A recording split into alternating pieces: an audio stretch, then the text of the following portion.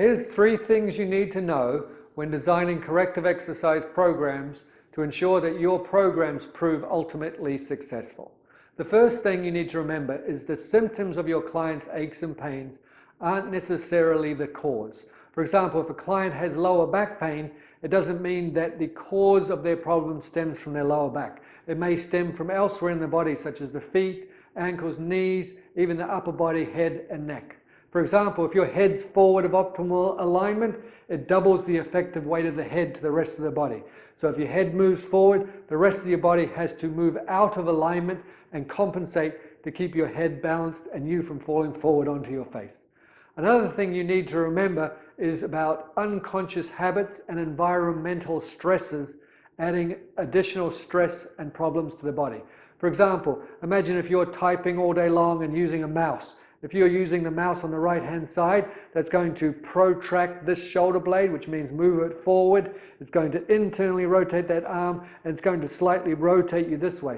So over time, doing that unconscious mental habit on a daily basis and an ongoing basis is going to put you out of alignment. So being aware of those things and making your client aware of those things is going to help you design better exercise programs and make sure you actually address the causes of their problems than always looking at the symptoms and the pains they feel.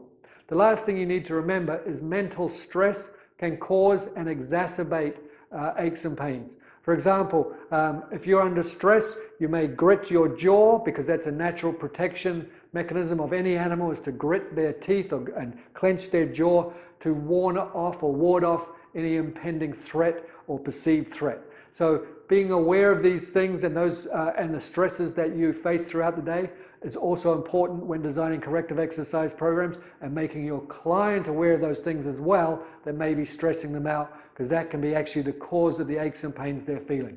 So just to recap, when designing corrective exercise programs, make sure that you are aware that symptoms don't always equal the cause, being aware of those unconscious habits or environmental stresses that may be causing or contributing to your client's aches and pains, and be aware that mental stress can add insult to injury and exacerbate underlying aches and pains.